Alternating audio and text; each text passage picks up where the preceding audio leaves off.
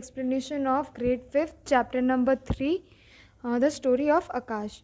Filled with the sense of importance and urgency, Ramu walked fast to the nearby village and reached there in less than an hour.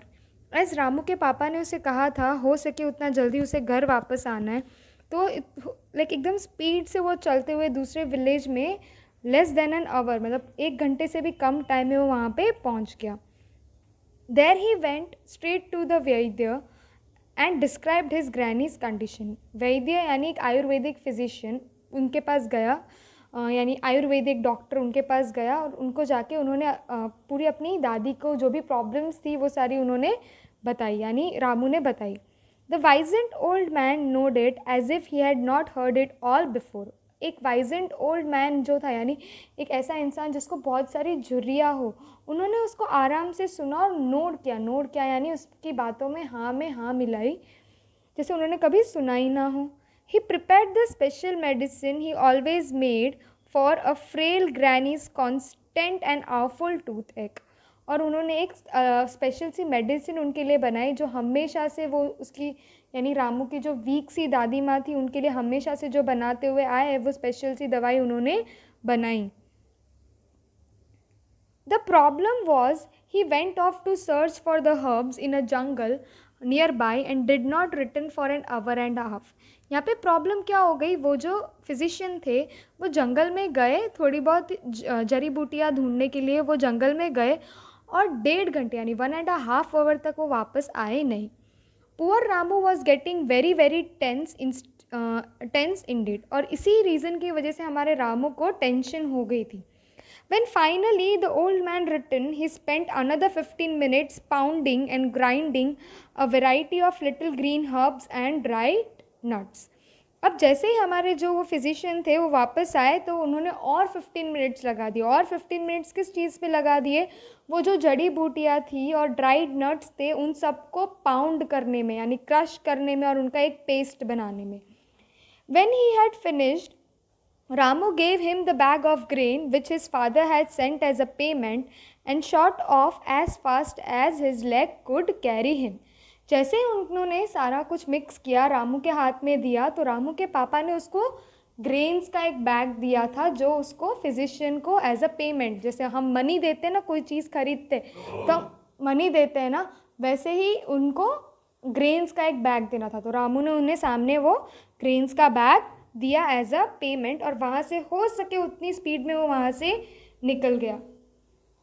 No matter how fast he ran, he could not keep up with time which was now close to noon.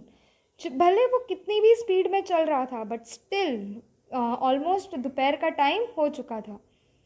Suddenly he realise that he was being followed, और फिर एकदम से उसको ध्यान जाता है कि कुछ लोग उसका क्या कर रहे हैं, वहाँ पे पीछा कर रहे हैं. The particular stretch of the mud path was lonely and he knew there were robbers roaming in search of passerby. वो जिस इलाके से यानी जिस रास्ते से वो जा रहा था उसे पता है कि वहाँ पे कोई भी नहीं रहता, वहाँ पे कुछ भी नहीं है और वहाँ पे जो चोर लुटेरे हैं वो वहीं घूमते रहते हैं लोगों को लूटने के लिए. Would they take away the silver anklet I am wearing, he thought. Ramu अब सोचता है कि वो जो सिल्वर एंकलेट उसने जो पहन रखा है क्या वो लोग वो तो नहीं चोरी कर देंगे. Menacing footsteps echoed from the bent behind him and poor Ramu was petrified. और वो जो चलने की यानी फॉलो करने की जो आवाज़ थी वो फुटस्टेप्स की यानी पैरों की जो आवाज़ थी वो तेज़ हो चुकी थी जिससे हमारा जो रामू था वो पेट्रीफाइड हो गया यानी डर चुका था. He hurriedly crouched behind a thick bush and hoped his heart was not beating too loud.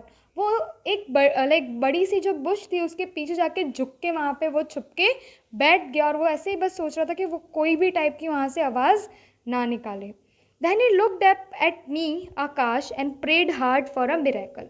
और हमारे रामू ने आसमान की तरफ देखा, आसमान की तरफ देख के उसने प्रे किया यानी प्रार्थना की कि कुछ चमत्कार हो जाए, यहाँ पे मिरेकल हो जाना यानी चमत्कार हो जाना. Sorry. Well, though he had not realized it, the eclipse was almost total by then and the whole was growing dark at noon. Ramu had the miracle he wanted. अभी तक हमारे रामू को रियलाइज़ नहीं हुआ था कि सूर्य ग्रहण ऑलमोस्ट होने ही आया है और पूरी जो दुनिया है वो अभी अंधेरा हो चुका है, डार्कनेस हो चुकी है हर जगह दिन के टाइम पे। और रामू वहाँ पे क्या चाहता था, कोई ना कोई चमत्कार चाहता था। क्यों वो चमत्कार चाहता था? वो चोरों से बचने के लिए वहाँ पे एक चमत्कार चाह रहा था। Okay, I watched with the pride the replay of the beautiful drama that had happened times before. और मैं वहाँ पे खड़ा, यानी वो जो है वहाँ पे ये जो भी सारा ड्रामा हो रहा था वो सब कुछ देख रहे थे। The moon which rotates round the earth and the earth that rotates round the sun fall in line with the sun. अब यहाँ पे कैसा होता है बेटा, हमारा जो अर्थ है, अर्थ के आसपास कौन घूमता है? मून घूमता है। और अर्थ सन के आसपास घूमता है। बट अब क्या हो गया है, अर्थ और सन के बीच में अब कौन आ चुका है? मून आ चुका है, जिसकी वजह से ये तीनों एक ही लाइन में आ चुके हैं। सूर्य ग्रहण में बेटा ऐसे ही होता है। The shadow of the moon covered the sun and the earth turned dark because the sun rays were cut off. अब जो शैडो थी अर्थ मून की, जो परछाई थी, शैडो जो थी मून की, उसने पूरी तरीके से सन को कवर कर दिया, जिसकी वजह से अभी अर्थ में दिन के टाइम पे क्या हो चुका है बेटा? डार्कनेस हो चुकी है, क्योंकि सन की रेज उस पर गिर रही थी नहीं। Okay, so this was your part 2। Kindly move to the part 3 of the explanation.